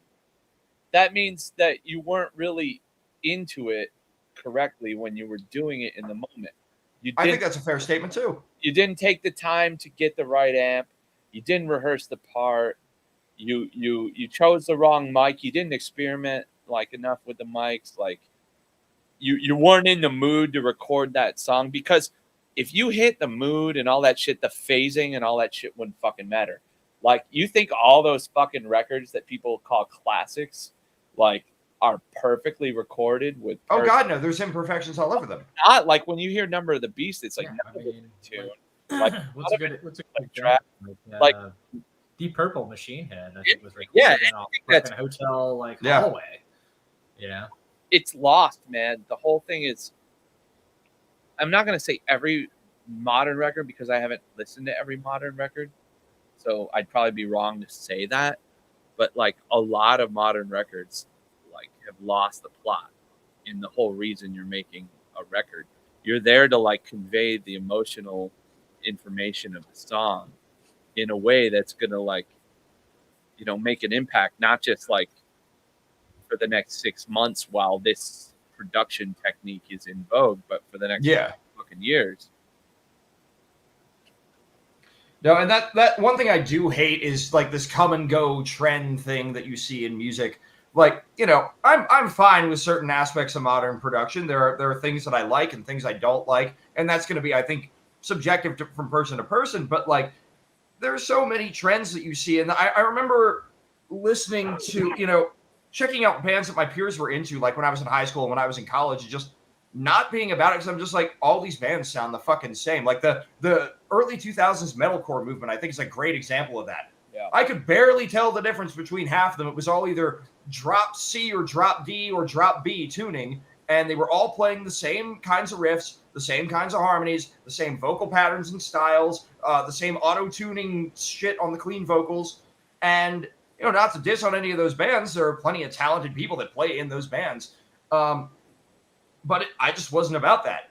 I was too busy listening to stuff like Cannibal Corpse, like Nevermore, like Death, and just like, I don't know, that stuff seemed more real to me. And I really grew to appreciate the way Andy Sneap did his production style and his records. The stuff he did with Testament, the stuff he did with Nevermore, in particular, those two bands just fucking blew me away. And I mean, I'll never be half the fucking producer that guy is, but it was very inspiring to me from a very young age. And I really love bands that have that big sound that he was able to get out of them. Like you're touching on exactly what I'm talking about with like the genre thing. A lot of it's the labels. Like once something takes off, like they'll sign 100 bands that are sounding like that. I fucking believe it. It's true. Like, it's just the way it works. Something's going well, like something's selling, like they want the path of least resistance. I mean, and I get it. It's the music business, but like those companies, like there are a few companies that were like genre whores. They're not even around anymore, or they're like footnotes. Like I can't name. Like there's like 3 I can think off the top of my head in this metal genre alone that they banked a lot of their success on hopping on that genre bandwagon, and now they're fucking next to bankrupt. They're staying afloat based on like some of the early like people in those genres like catalog. Yeah. That like you probably know 2 of the labels I'm talking about right now. Like probably half their revenue is probably like 2 bands. Like, yeah, no, I could probably name several that are probably like that. It might be even more than 3. I mean, I don't admittedly follow a lot of press and follow all these labels to see what they're doing. As ridiculous as it might sound, like I guess I've kind of never cared enough about it to follow it and see what it's doing because I'm not interested in the trends. I'm like, here's what I like, here's what I don't like. I'll check anything out and give it a fair chance, and here's what I'm doing down here. Like, but like I have a feeling it's like probably like Sumerian, Rise, most of those bands, most of those labels that were cashing in on the gent trend and the metalcore trend and the emo trends and stuff like that. Yeah, I mean some of those genres they did end up having some artists with some songs, so but I'm not even talking about the like scene kid like stuff. That's fair. Yeah. Wow. Great Hey, answer to my question. I really appreciate that. I'm actually going to take my first sip of Shadows. Oh, he's about to try the Shadows. I've been reaching for it a couple times, and I'm like, no, I gotta wait. I gotta wait till they're ready for my reaction, but dude, it's us musicians. We go off on tangents. That's what we do. oh no, yeah. Wait till you get Jake drunk. Me and this guy fucking Please get Dryer to come do a live stream. Let's do that. I would love to just sit there and watch you two talk about music theory and then chime in when I know what I'm talking about and can respond. that sounds like fun. It sounds like it, but it's not. Don can attest. Yeah, I love that. That's okay if it goes over my head. I'm going to try and pick up whatever I can. That's just who I am. No. He's going for it. He's a big sip. Oh, shit. Yeah. Sippy. He just gets up and walks out. Beer. Really I have good. one more chilling. Well, we got it. It's really good. He's going for another sip. So, dude, it's a fucking awesome beer. I'm actually writing a bunch of the new record like while drinking that beer. So, like, I don't know if that means anything, but it's fun. There's like no description on this. Yes, there is. There's a cigar. Other than it's 10.5%, and There should be a pairing on there. You should smoke with it. Yes, you should. Yeah, there's a whole food and cheese and fucking Ghost Number and the music. I like how they just put Witherfall on there, not even a particular album, but listen to any Witherfall song, it's fine. So I actually gave a 4-pack of Adroit beers. But then I to, repeat while you sleep. A fellow manager at a different store Okay. who smokes cigars like on the reg. And so, you know, when he cracked one open, he goes, I just cracked my first Adroit beer, and he took a picture of it. I was like, make sure you read the side of the can so you know what cigar to smoke with this. Well, there you thing." fucking go. And he looked at it and he goes, this is fucking awesome. Dude, I miss. And I'm like, I think their recommendations are just spitballing. I mean, I don't really think. I mean, Mark knows cigars and food and whatnot pretty well. He was the one that does most of those pairings. Okay. I mean, like, there have been a couple times where Mark has either made jokes, like when I'm pretty sure if you look on the side of the Mexican lager, the food pairing suggestion is Taco Bell Doritos Locos Tacos. Okay. That's very weird. I don't know. Well, that actually pairs with the 12th beer of anything you drink. Yeah. The Taco Bell does. Yeah. Except me, I am not a big fan of Taco Bell. I'm not a big fan of fast food in general, although honestly, if I have to eat fast food, if I have to eat it and I hate it, I'd rather go to Taco Bell because at least it's not a fucking dry-ass cheeseburger. That's about all I can say to that. I mean, if you want a wet cheeseburger, then go to Five Guys or something. Oh, God, it's so greasy. I hate it. Now it's too wet. That's better for you than Taco Bell. I'll tell you that much. Actually, you guys have made me hungry. I'm going to sign off and go eat too. Right on, Don. What? Cheers, man. All right, Good sir. seeing you, buddy. I'll get Hopefully you we'll see you again soon. hats and beers. Right on. That was Mr. Don Adams. Don has fucked off into the ether. He's very famous around these parts. Oh, dude, I fucking love Don. Honestly, man, like, that guy, anytime he wants to come out to Virginia, is welcome to hit me up and is welcome to come hang wherever, whenever. Same with you, by the way. Like, for real, myself and Chris from Adroit had an absolute ball hanging out with both of you guys. I really enjoyed the time we were able to spend at Decibel. And so anytime you're out towards Virginia, Maryland, D.C., let me know. I'm there. By the way, if I didn't tell you, so the beer festival that I was supposed to work in California around the time your show in Baltimore is coming up on August 26th, I believe, got canceled. So I can be there the whole night. Oh, God. Oh, Lord. Road trip? Oh, I mean, yeah, you can come. You should talk to the Moonspell guys.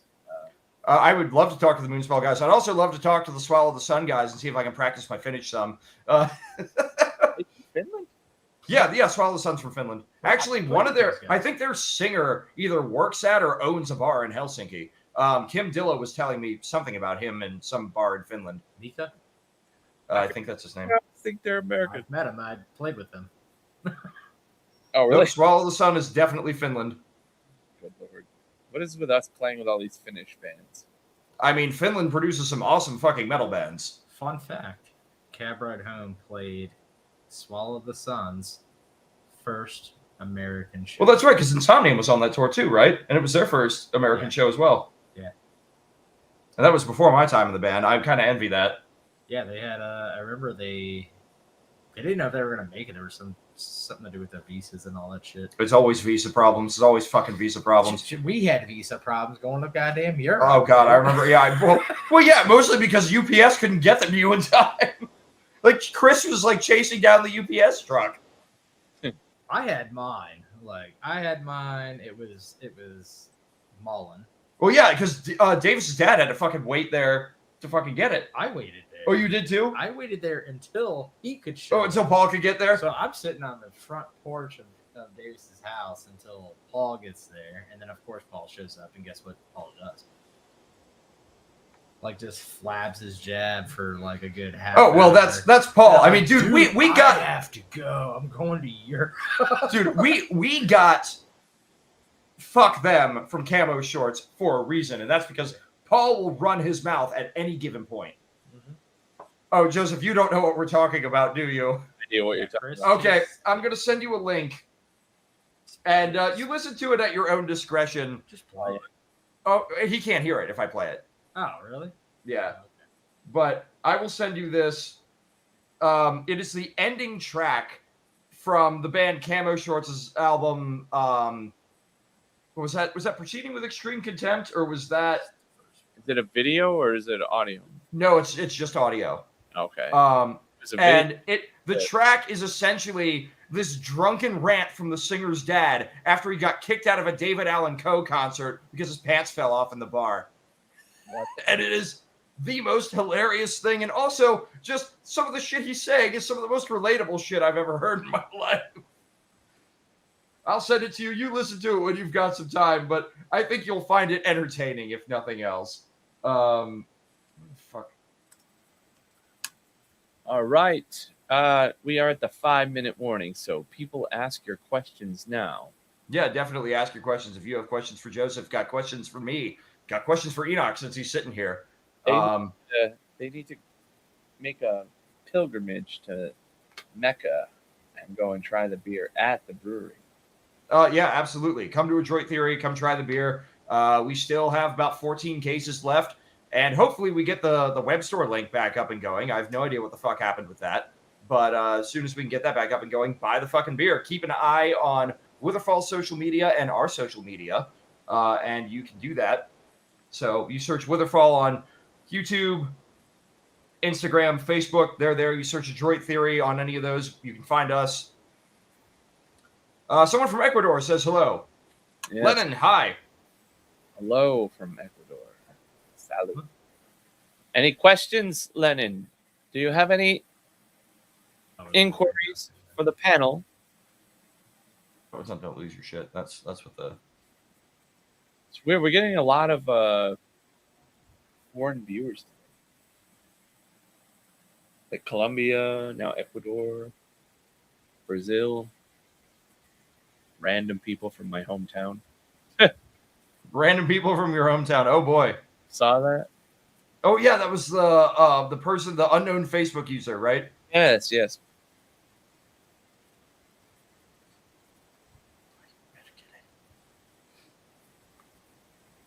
What's going on Twitch? Enoch was the one asking most of the questions. I've got a handful of viewers in here just kind of lurking and watching. Yeah, it was mostly me.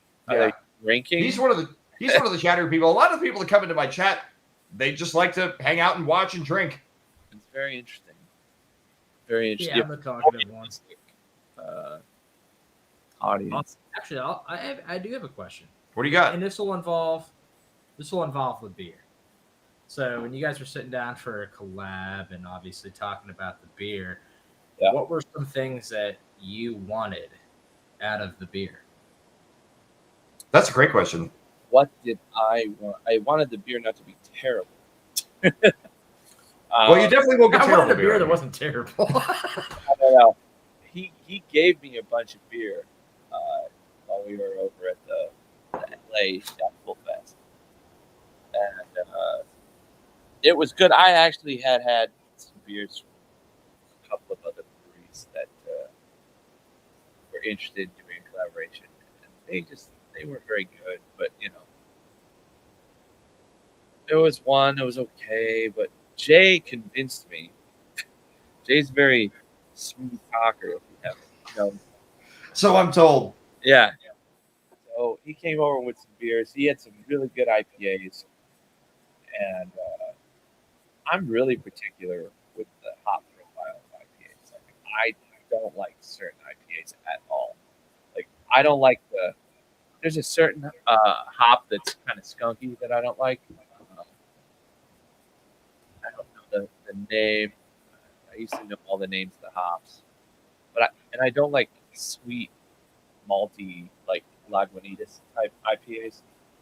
Yeah, I'm not a big fan of Lagunitas or Firestone. Like, I like Firestone. Everyone's got their thing. Just for me, the stuff I've had from them, it's too much of that like resiny, like just mowed your lawn with a bunch of pine cones kind of thing. I like that though. I would rather have that than the sweet, like maltier side. That's fair. And you were talking about the black IPA, and I was like thinking Firestone, Wookie Jack. And I had tasted your IPAs, and I know that you're using a hop that I can actually drink because, like I said, there's certain IPAs that are just undrinkable. Like, for sure, something going on. But some people like those. It's weird. I didn't want to have a beer with the Witherfall logo on it that I couldn't actually drink. But like, I wouldn't do the same thing with any brand I was behind either. Well, that'd be like if you're doing you get asked to do a signature model guitar. It's like you don't want to put out a signature model guitar that you don't want to play. Yeah, no, it's like I wouldn't go make a signature guitar with Gibson. Like, plenty guys do though. Plenty guys do. I don't want to name names, but there's plenty of guys that have signature guitars, and those guitars are never on the records. Never hear that guitar on any of those records. That is true. It is a true fact. Yeah, money. I mean, money fucking talks. But yeah, I mean, this is a solid beer. I mean, I really like it. It tastes like an IPA. It almost drinks like a stout. It drinks very much like a stout or an imperial porter for sure. I'm so proud. I don't. But it's not. It doesn't have like that. It doesn't have that real heaviness of a stout. Right. Not quite.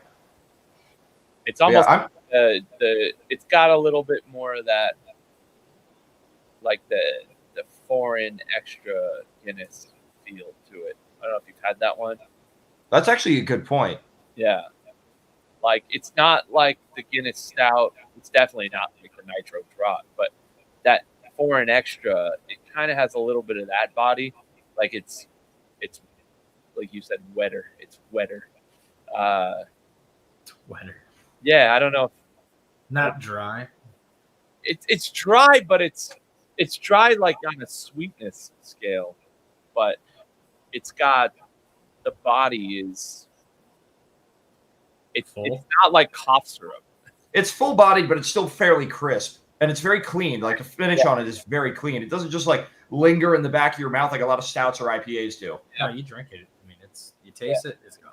Like, nothing worse than a syrup warm IPA. Like, oh god, I fucking hate that shit. The nice thing too is that this beer, even if it gets up to room temperature, is still super drinkable. Yeah, like I noticed that because I used to be a Stone guy for a while. Yeah, I like some Stone stuff. Well, I think they changed the recipe on their regular West Coast IPA. Like, something they very well may have. Yeah, it used to be really fucking drinkable. Now it's just syrupy. Weird. Very weird. Very weird. I get when I smell the Witherfall shadows, like, I smell that Ranger hop. I don't know what that hop is.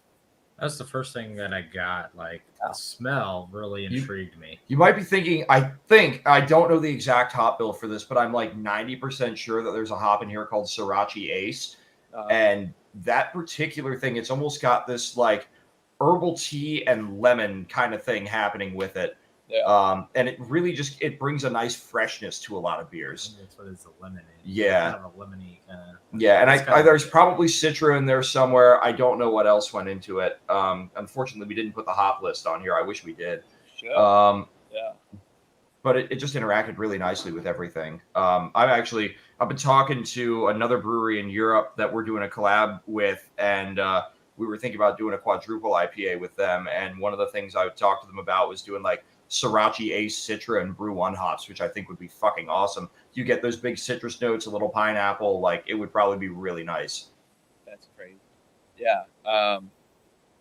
By the way, when are you going overseas? So I'm going to be over in Europe from July 5th to July 29th. I mean, I can give you my itinerary and tell you where I'm going to be. Like, Yeah. So July 6th through the afternoon of the 8th, I'm going to be in Budapest, brewing with Mad Scientist Brewing. We're doing an Imperial Stout with them. From there, we're all going to Van Mall Fest. So Mad Scientist will be there. Adroit Theory will be there. And another brewery I'm brewing with later in the month, Arpus Brewing from Latvia, will also be there. And so we're going to be in the Netherlands in Eindhoven doing Van Mall Fest. I think Shadows is actually going to be poured there. Yeah, dude. It's one of the biggest beer fests in Europe, too. So, well, if you give me the itinerary and especially any of the places that the Shadows will be, like, I can promote it as well. And I'll tell you. Yeah. And I'm actually about to get to the next two places where I'm pretty sure it's going to be. I need to double check, but I am pretty sure that after Van Mall's over, I'm going to be going up to Sweden. I'll be in Malmo for a couple days brewing with Nerd Brewing, and then I'm going up to Karlstad to brew an IPA with 10 Hands. And then that night after we're done brewing, I'm going to be over at Bishop's Arms in Karlstad, and I think Shadows will be poured there. We're going to be doing a tap takeover over there, I'm pretty sure. And then the next day, I'm taking a train ride to Stockholm.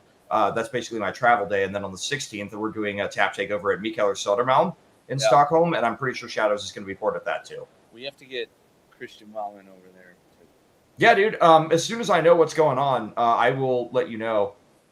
Because he was the one that did the art for that, I believe. Yeah. It would be cool to have him show up. Yeah, for those that haven't seen the artwork for this can, it's fucking sick. Honestly, I think one of the coolest pieces of art we've had on the can of Adroit in a while. And we have some great fucking artwork on our cans. But, like, this is just so awesome. It's a really good... You said the original medium was oil paint, right?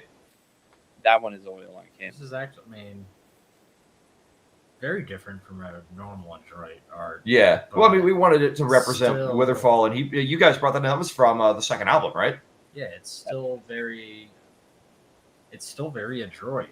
Yeah. Without being Adroit. Exactly. And that was one of the things I really liked about it. I remember when I got the first couple of concept proofs for this, I was like, holy fuck. Like, that showed up in my email, and it's on my big-ass fucking 48-inch TV screen here that I use as a computer monitor. I'm like, whoa! Like, I was genuinely loving that. Are you just sitting there fucking chiefing off my weed pen right now? That's a yes. Oh, my God. Trying to. What? Yeah, he's just getting fucking baked now. We're out of time here, ladies and gentlemen. We'll ask, is there anyone that has any more questions? We'll give you one more minute.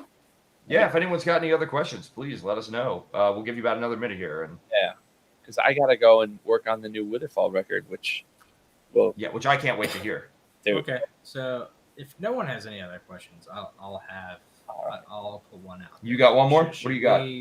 Give them a minute and see, or go on and ask your question. If anyone comes in with another one, exactly. So, getting to your point about, hey man, I gotta go. I gotta write a record. What do you do to get in that mindset of, hey, I gotta get this done? Like, I feel like with a lot of established bands, like sometimes it could seem like work.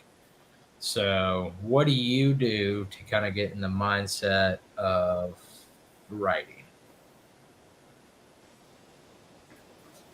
And it doesn't feel like work. No, look, like some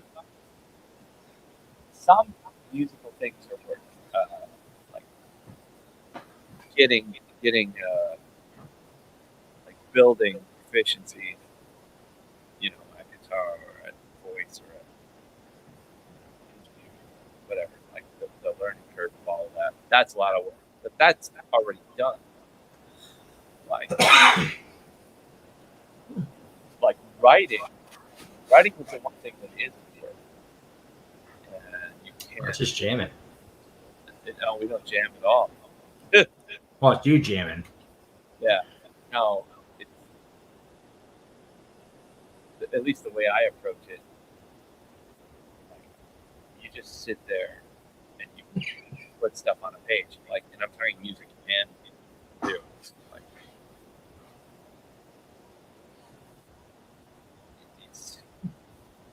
it's definitely not work, and it's not craft either. Like a lot of people mistake the writing like craft.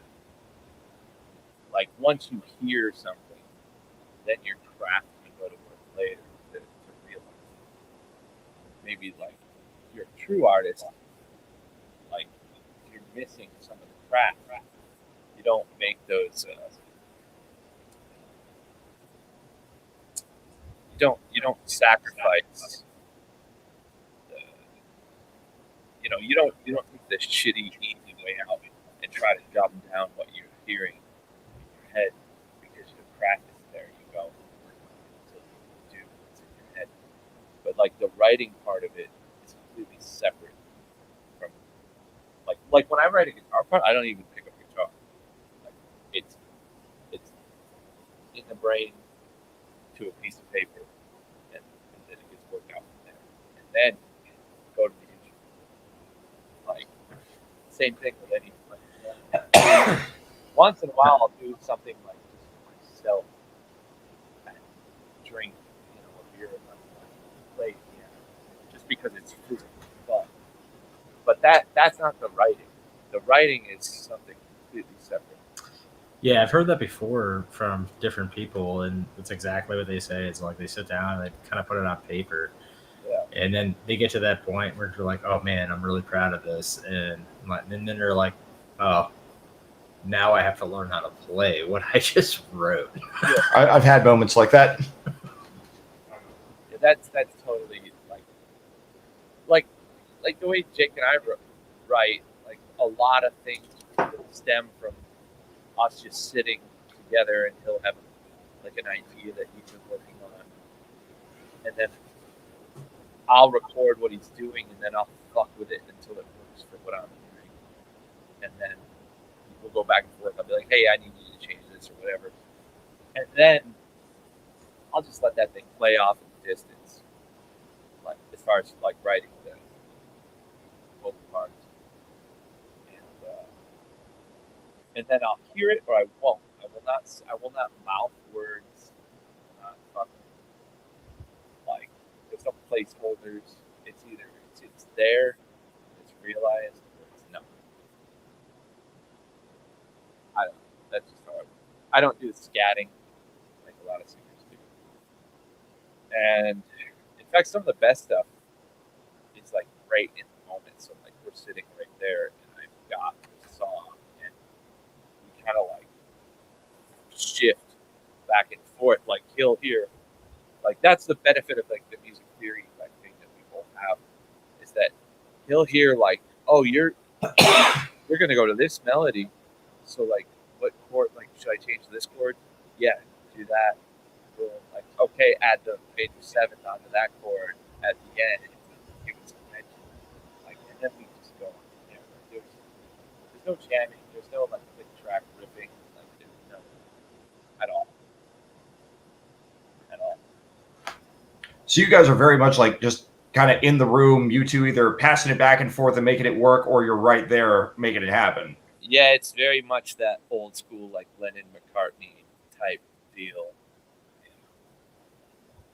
That's fucking awesome, man. I mean, you don't get a lot of bands these days that do that. I mean, it's a lot of times it's like one dude doing everything and telling people what to play, or it's a band tossing a bunch of parts back and forth on Pro Tools and just being like, well, we'll just edit it until it sounds right. And it's like, right. It gets stale. Yeah, I mean, like we try not to. We wrote was in the room. Like it was. Yeah. It was a good feeling. I mean, I loved it.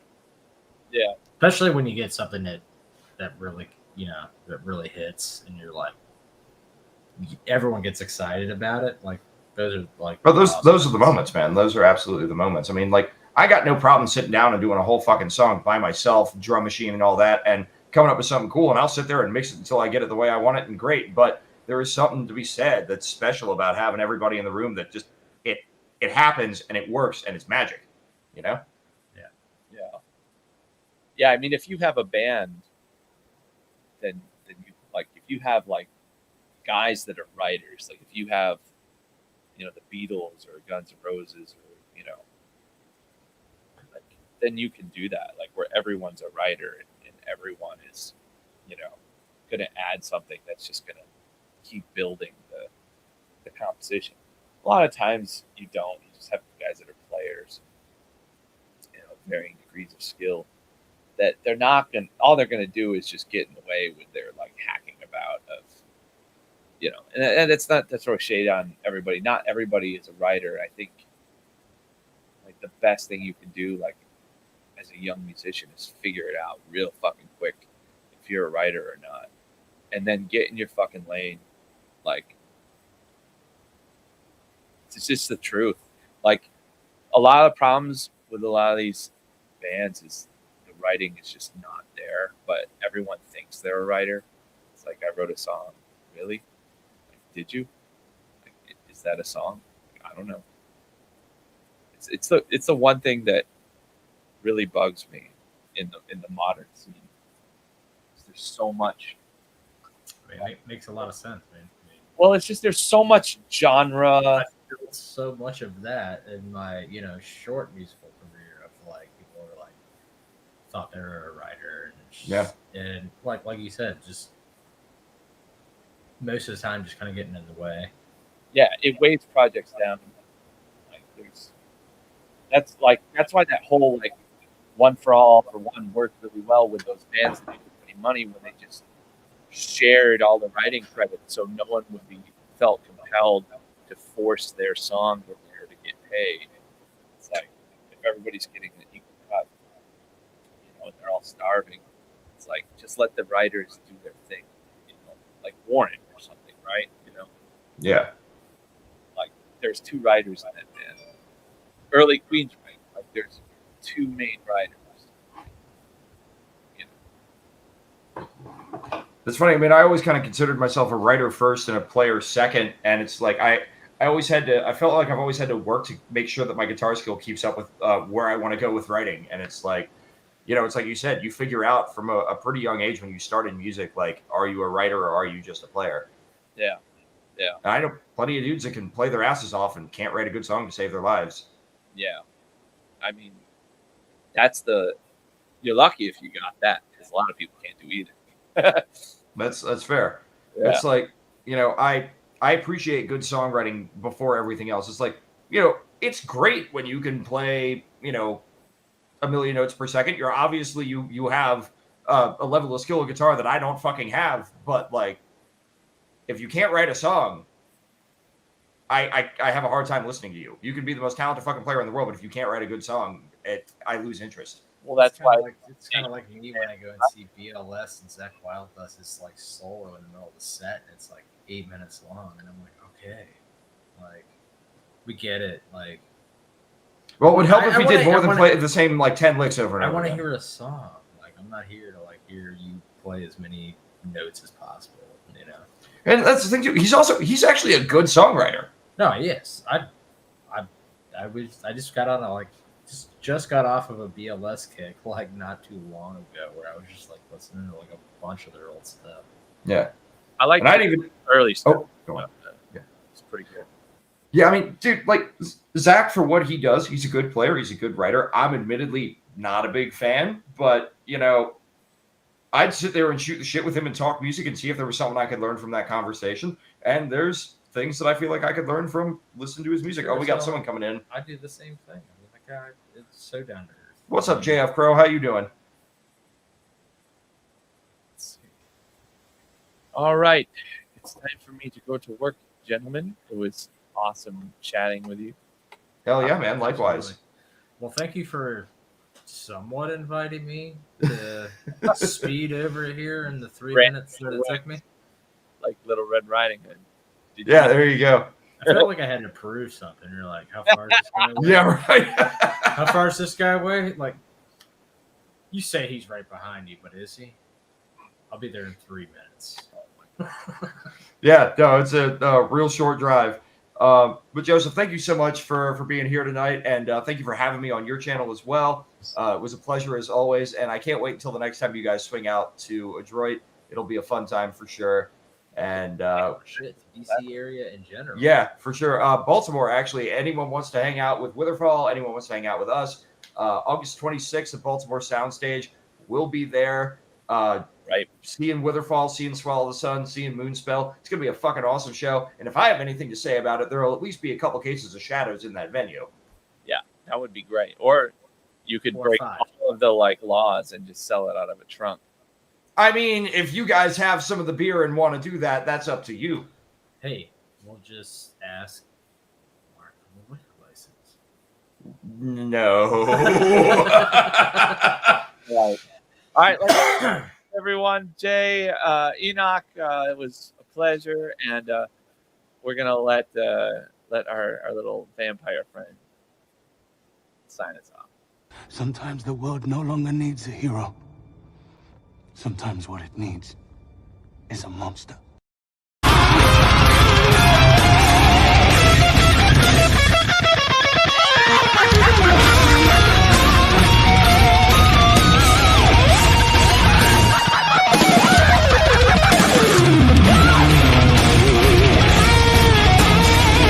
Sometimes the world no longer needs a hero. Sometimes what it needs is a monster.